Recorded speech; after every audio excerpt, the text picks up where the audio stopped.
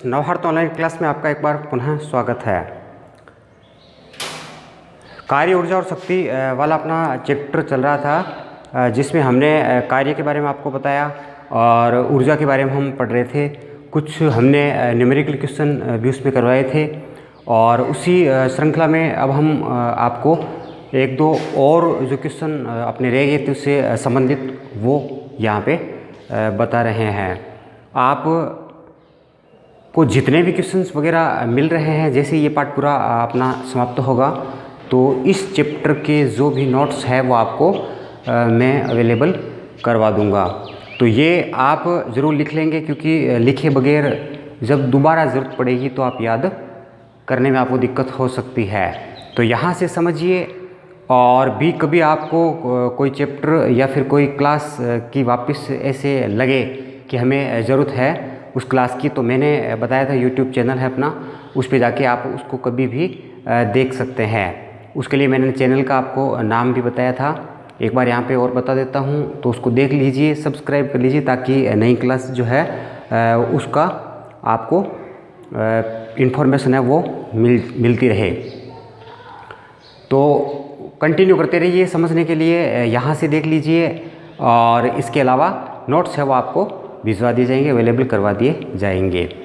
Practice ज़रूरी है, जितना पढ़ाते हैं उतना स्वयं भी प्रैक्टिस कीजिए, सेल्फ स्टडी कीजिए। कब खुलेगी इस बात को एक बार छोड़ दीजिए आप, स्कूल खुलेगी तो ही हम पढ़ेंगे देखेंगे, इन बातों को एक बार छोड़ दीजिए, क्योंकि स्थिति सामान्य तभी होगी जब इस कोरोना की स्थिति थोड़ी सी है वो सामान्य हो जाएगी, तब तक उम्मीद है नहीं। वैसे 21 सितंबर के हिसाब से ये कहा जा रहा है कि 9 से 12 तक की जो क्लास है वो चालू कर दी जाएगी, लेकिन ये भी स्थिति पे डिपेंड करिए, मौसम भी चेंज हो रहा है, तो हो सकता है कि थोड़ा सा और ये बढ़ जाए। जैसे डेथ रेट अगर बढ़ गई तो फिर वापस भी ये आदेश आ सकता है कि जो कहा था उसको वापस बैन कर देते हैं।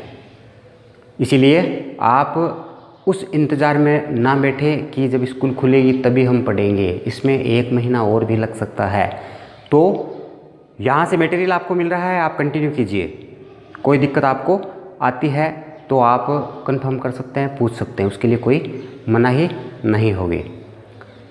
तो अब चलते हैं अपने टॉपिक पे। क्वेश्चन न्यूमेरिकल की बात हम कर रहे थे।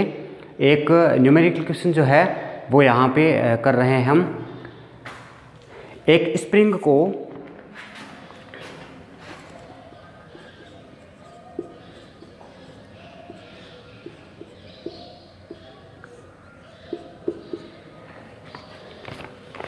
.02 मीटर खींचने में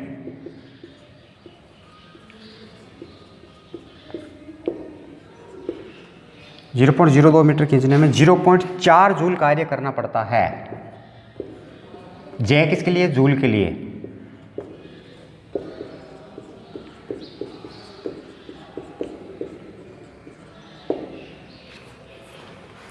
स्प्रिंग नियतांक ज्ञात कीजिए।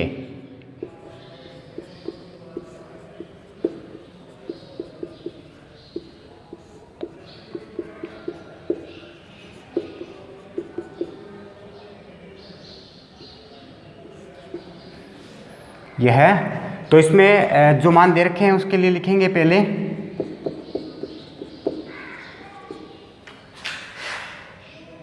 0.2 मीटर खींचने में, यानी ये x का मान है 0.02 मीटर और 0.4 जूल कार्य करना पड़ता है।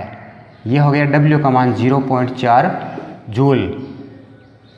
तो किसका मान ज्ञात करना है? स्प्रिंग नियतांक का मान ज्ञात करना है, यानी k का मान इसमें ज्ञात करना है। स्प्रिंग के लिए स्थितिज ऊर्जा का जो सूत्र होता है वो इसमें लगाएंगे। वो होता है W = 1/2 kx²। तो यहाँ पे W का मान कितना है?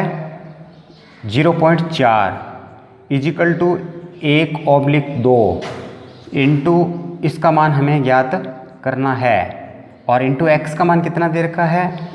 0.02 इंटू 0.02, इसको 2 बार लिख लेंगे क्योंकि x² है। अब देखिए इसमें k का मान ज्ञात करना, तो ये जो राशि है वो इस तरफ भेज देते हैं, यहाँ पे 2 है वो किस में है, भाग में, तो इधर किस में हो जाएगा, गुणा में। यानी इसको इस प्रकार लिख सकते हैं हम k इजिकल टू 0.4, ये और ये हमने चेंज नहीं किया है, बाकी राशियों को चेंज कर रहे हैं, बराबर के उस तरफ भेजेंगे। तो यहाँ पे 2 किस में है, भाग में, तो इधर किस में हो जाएगा, गुणा में हो जाएगा। और ये जो है ये गुणा में है तो भाग में चली जाएगी, 0.02 इंटू 0.02। अब देखिए इसको गुणा कर लेते हैं, इसको भी गुणा कर लेते हैं। इसको गुणा करेंगे तो कितना आएगा, 0.8, और इसको गुणा करेंगे तो 4, और 4 अंकों के पहले पॉइंट है तो 1, 2 और 3 जीरो लगा देंगे। अब ये 4 अंकों के पहले पॉइंट इसमें हो गया। तो फिर k का मान याद करेंगे। अब देखिए इसमें 1, 2, 3 और 4 जीरो है, समझ गए। तो यहाँ पे 1, 2, 3 और 4 जीरो लगा देते हैं पॉइंट हटाने के लिए।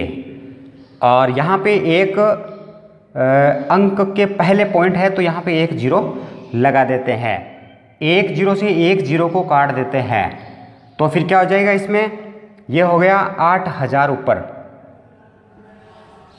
ऊपर हो गया 8000, ऑब्लिक नीचे हो गया 4।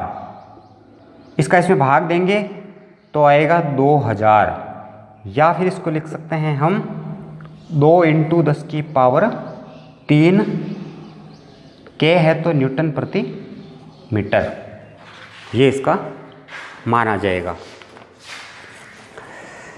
इसके बाद में एक और क्वेश्चन बता रहे हैं, देखिए यहाँ पे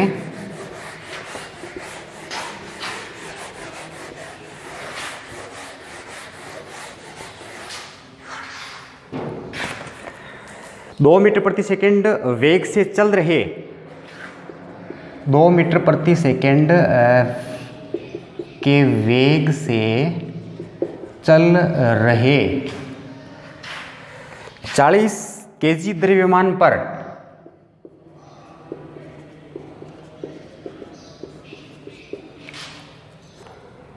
एक बल लगाया जाता है।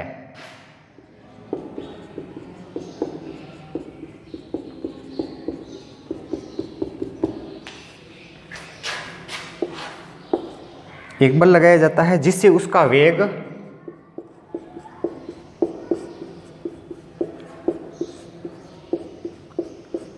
बढ़कर 5 मीटर प्रति सेकंड हो जाता है। बल द्वारा किए गए कार्य का परिकलन कीजिए।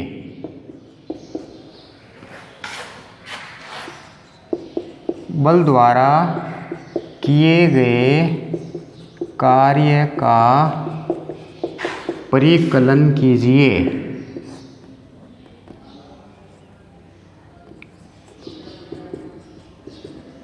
समझ गए। तो इसमें किस किस का मान दे रखा है वो लिख लेते हैं पहले। यहाँ पे 2 मीटर प्रति सेकंड के वेग से चल रहे, यानी u का मान है ये 2 मीटर प्रति सेकंड। 40 केजी द्रव्यमान यानी m का मान है इसमें 40 केजी, और एक बल लगाया जाता है जिससे उसका वेग बढ़कर कितना हो जाता है, v का ये अंतिम वेग है 5 मीटर प्रति सेकेंड। और बल द्वारा किए गए कार्य का परिकलन करना है, w का मान इसमें ज्ञात करना है। समझ गए। तो आपको एक फॉर्मूला मैंने बताया था गतिज ऊर्जा वाला, तो उसमें किसी वस्तु द्वारा किए गए कार्य का मान जो है वो गतिज ऊर्जा में अंतर के बराबर होता है, ऐसा लिखा था। वो फॉर्मूला हमने लिखा था W = 1/2 mv² माइनस 1/2 mu², ऐसा लिखा था। अब ये सारे मान अपने पास है, इसके लिए हम लिख लेंगे W = 1/2 m, ये कॉमन है इसमें दोनों में, m यहाँ पर भी है, 1/2 यहाँ पर भी है, m यहाँ पर भी है और 1/2 यहाँ पर भी है। तो इसको कॉमन ले लेते हैं और अब बच गए v² माइनस u², या W = 1/2 इंटू m का मान कितना है 40, और यहाँ पर v का मान कितना है 5² माइनस u का मान कितना है 2 स्क्वायर। समझ गए। अब इसमें W इज इक्वल टू इस ये जो 2 है इसको हम इससे काट सकते हैं तो कितने आ जाएंगे 20 आ जाएंगे। इंटू 5 का स्क्वायर करें तो कितने आते हैं 25 और माइनस 2 का स्क्वायर करें तो 4 या फिर W is equal to 20 into 21। 25 में से 4 को घटा लिया तो 21 और इनको जब गुणा करेंगे आपस में तो आते हैं 420 जूल आ जाएंगे क्योंकि ये W का मात्रक है कार्य का। तो ये होगा इसका आंसर। आगे समझ में। इसके बाद में एक क्वेश्चन है और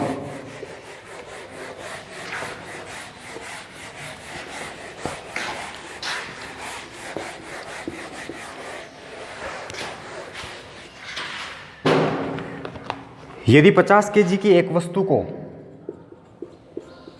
यदि 50 केजी की एक वस्तु को धरातल से 3 मीटर ऊंचाई पर धरातल से 3 मीटर की ऊंचाई पर उठाया जाए तो उनकी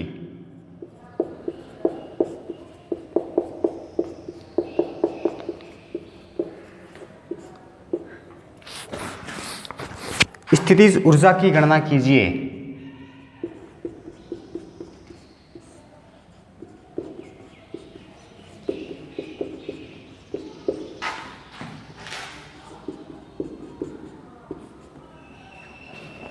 इसके बाद है अब इस वस्तु को मुक्त रूप से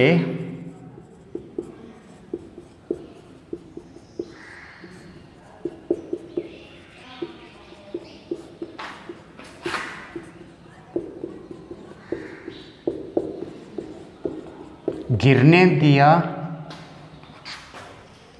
जाए तो वस्तु की गतिज ऊर्जा याद कीजिए।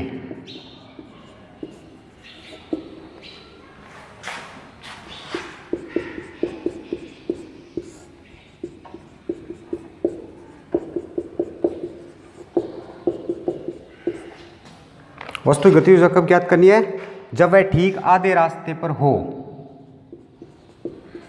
जब वह ठीक आधे रास्ते पर हो। समझ गए। तो इसमें पहले हमें क्या याद करना है स्थितिज ऊर्जा। स्थितिज ऊर्जा के लिए जो मान हमें चाहिए होते हैं उसमें से देखिए कौन सा दे रखा है। यदि 50 केजी की एक वस्तु है यानी m का मान जो है वो है 50 केजी। धरातल से 3 मीटर की ऊंचाई पे है वो यानी h का मान कितना है 3 मीटर। तो उसकी स्थितिज ऊर्जा याद करनी है यानी उसकी EP याद करनी है स्थितिज ऊर्जा पोटेंशियल एनर्जी।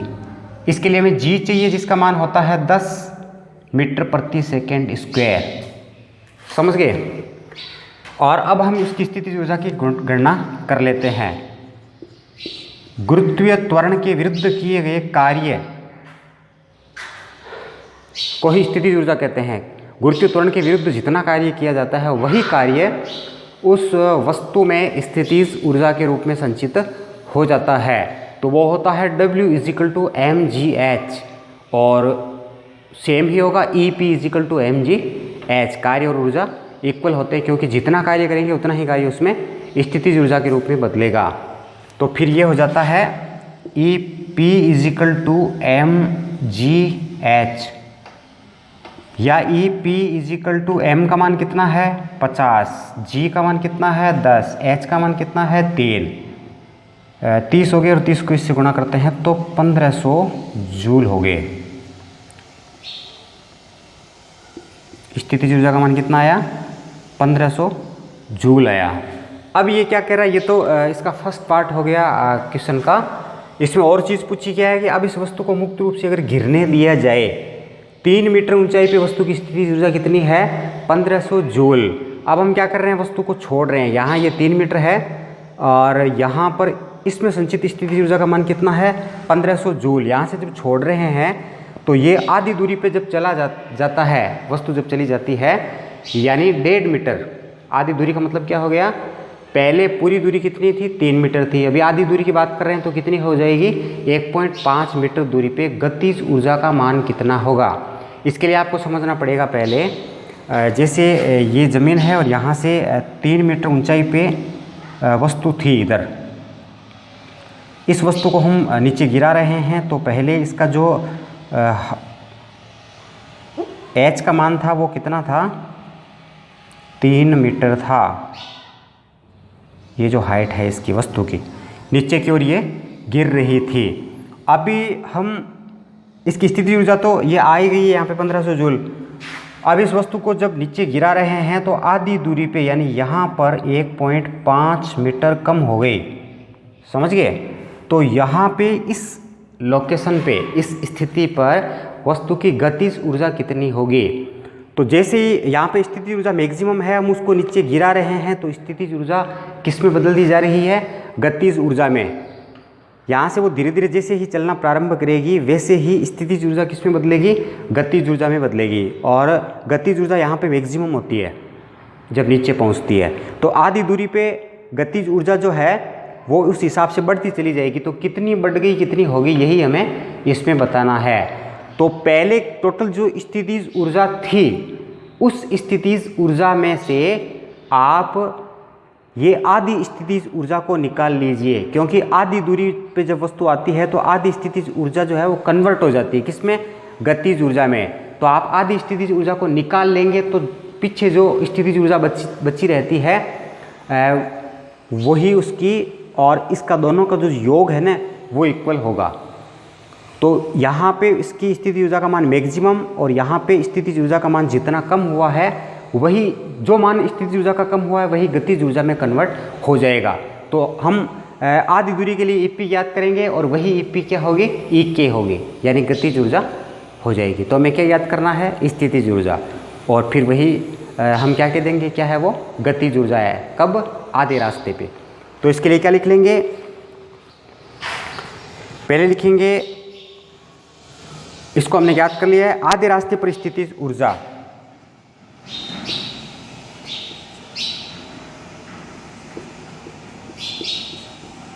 आधे रास्ते पर स्थितिज ऊर्जा याद कर लेंगे। ये जो हमने याद किया था ये था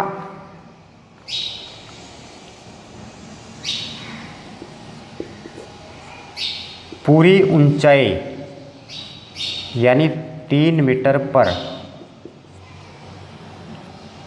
पूरी ऊंचाई पर स्थितिज ऊर्जा ज्ञात की थी हमने यहाँ पर, समझ गए ये। और अब हम याद कर रहे हैं आधे रास्ते पर स्थितिज ऊर्जा। तो इसके लिए जो फॉर्मूला होगा वो क्या होगा, EP = mgh ही होगा। लेकिन इनके लिए मान जो है पहले वाले के लिए ये थे और अब जो है वो अलग होंगे। m के लिए सेम होगा, 50 kg की ही वस्तु है, वही वस्तु नीचे आ रही है। और h का मान पहले 3 था, अब की बार 1.5 मीटर है। और EP का मान हमें यहाँ पर याद करना है, g का मान भी वही होता है 10 मीटर प्रति सेकेंड स्क्वायर, समझ गए। g का मान तो वही होगा, भले वो 1.5 मीटर से गिरे या फिर 3 मीटर से, और वही वस्तु है तो उसका द्रव्यमान भी सेम रहेगा। और h का मान पहले 3 मीटर था, अभी 1.5 मीटर हो गया है। तो नई स्थितिज ऊर्जा जो निकल के आती है आधे रास्ते पे, उसका मान कितना होगा, EP = 50 × 10 × 1.5।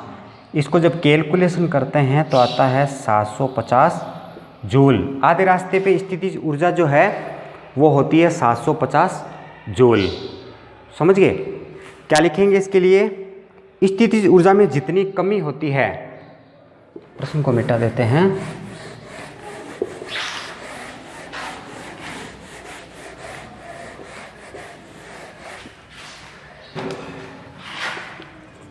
लिखेंगे यहाँ पे स्थितिज ऊर्जा में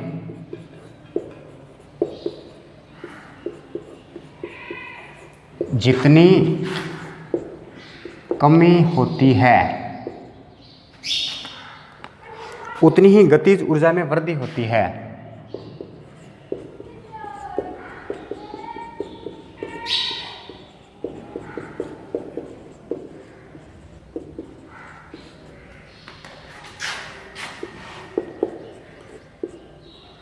उतनी ही गतिज ऊर्जा में क्या होती है? वृद्धि होती है। अतः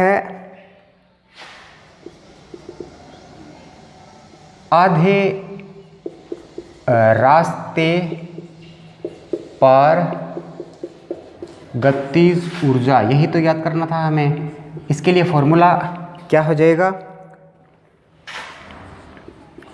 पूरी ऊंचाई पर स्थितिज ऊर्जा माइनस आधे रास्ते पर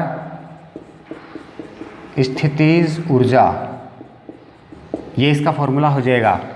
तो आधे रास्ते पे गतिज ऊर्जा याद करने के लिए पूरी ऊंचाई पे स्थितिज ऊर्जा का मान कितना है? ये रहा 1500 जूल, माइनस आधे रास्ते पे स्थितिज ऊर्जा का मान कितना है? 750 जूल। माइनस करने पे कितना बच गया? 750 जूल। तो आधे रास्ते पे गतिज ऊर्जा का मान कितना होगा? 750 जूल होगा। समझ में आ गई ना?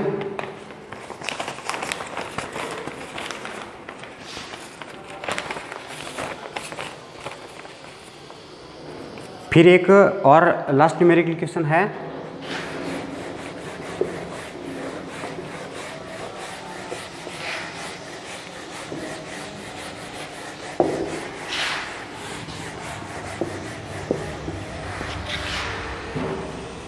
आठ केजी का एक गुटखा, 8 केजी का एक गुटखा घर्षण रहित पृष्ठ पर, घर्षण रहित पृष्ठ पर 4 मीटर प्रति सेकंड के वेग से गतिमान है।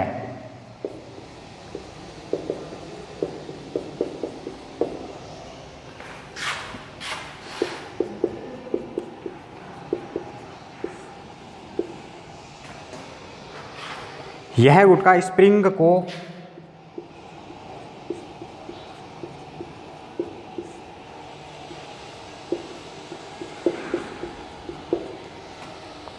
संपीड़ित करके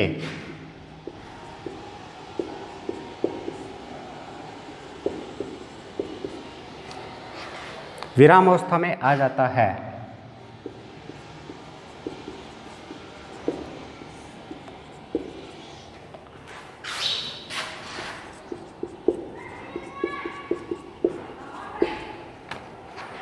यदि स्प्रिंग नियतांक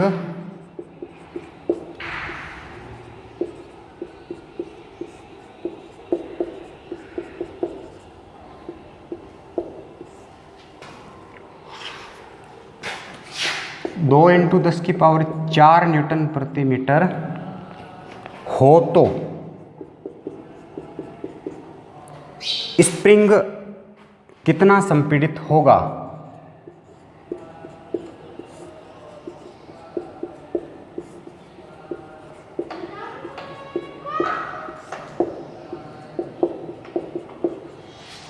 ये इसमें पूछा गया है। तो जो मान दे रखे होते हैं उनको लिखते हैं सबसे पहले। न्यूमेरिकल क्वेश्चन का यही नियम है, जो हमें मान दे रखे होते हैं उनको लिख लीजिए, उसके बाद में उससे किस का मान पूछा गया है वो निकाल लीजिए। तो एक 8 केजी का एक गुटखा है, एम का मान कितना है इसमें? 8 केजी, और पृष्ठ पे 4 मीटर प्रति सेकंड के वेग से वो गतिमान है। तो वी का मान कितना है? 4 मीटर प्रति सेकेंड। यह गुटखा स्प्रिंग को संपीड़ित करके विरामावस्था में आ जाता है। यदि स्प्रिंग नियतांक का मान यह है, यानी इसमें के का मान दे रखा है 2 इंटू 10⁴ न्यूटन प्रति मीटर हो तो स्प्रिंग कितना संपीड़ित होगा, यानी x का मान इसमें पूछा गया है। समझ गए?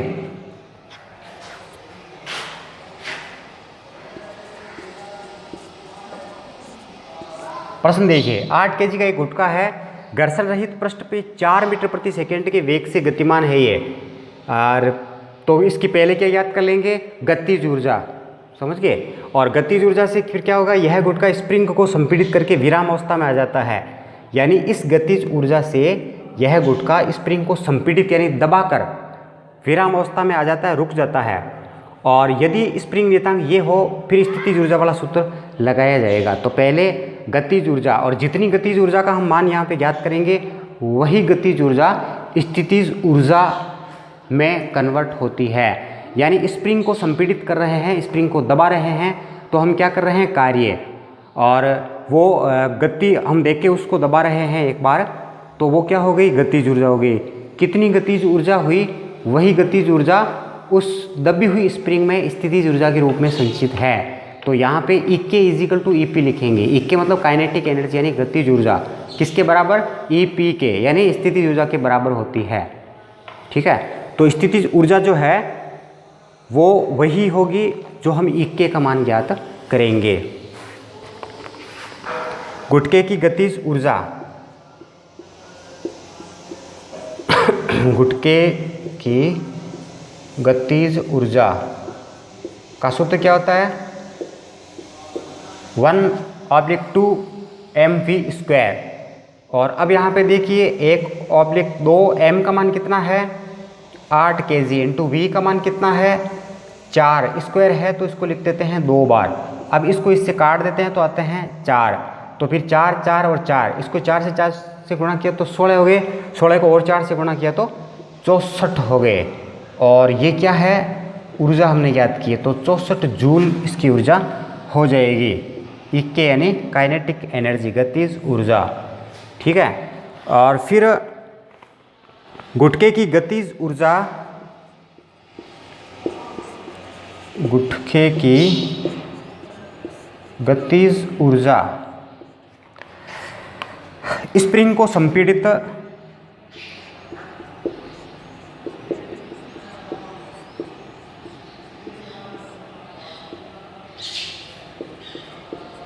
स्प्रिंग को संपीड़ित करने के दौरान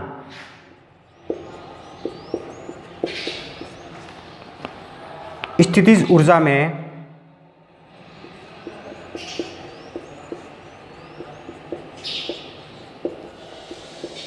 रूपांतरित हो जाती है।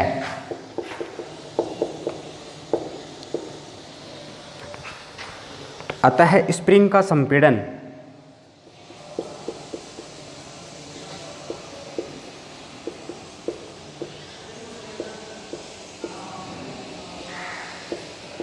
स्प्रिंग का संपीड़न जो है वो होगा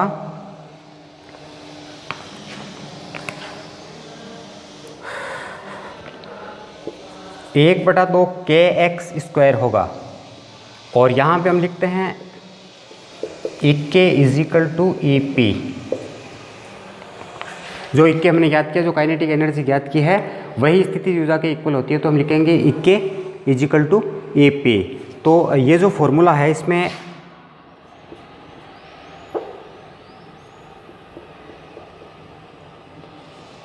EP इजिकल टू 1/2 kx² ये है। तो EP की जगह पे कितना लिख लें, 64 जूल, क्योंकि AK और EP इक्वल है, तो यहाँ पे लिखेंगे 64 इजिकल टू 1/2 इंटू K का मान यहाँ पे दे रखा है 2 × 10⁴। समझ गए? और x² ये हमें ज्ञात करना है, तो यहाँ पे लिख देते हैं x²। अब इसको पक्षांतरण कर लेते हैं, तो क्या फॉर्मूला बनता है, इसको मिटा देते हैं।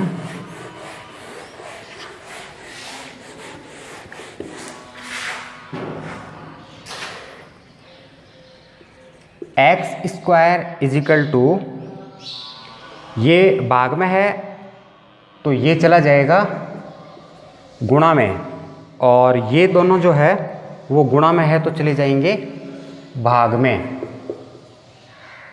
10⁴ 4। अब देखिए इस 2 को इस 2 से आप काट सकते हैं, तो X square is equal to 64/10⁴ है। सिर्फ x के लिए लिखेंगे तो 64/10⁴ का क्या हो जाएगा, रूट हो जाएगा। या फिर इसके लिए हम लिखेंगे x 8 का रूट 64 का रूट 8 होता है और 10⁴ का होता है 10⁻², यानी ये हो गए 8/100। या फिर हम इसको लिख सकते हैं 0.08 metre. x is equal to 0.08 metre, ये इसका फाइनल उत्तर है। तो ये कुछ न्यूमेरिकल क्वेश्चन थे, उम्मीद करते हैं आपको समझ में आए होंगे। और बाकी जो अपना चैप्टर है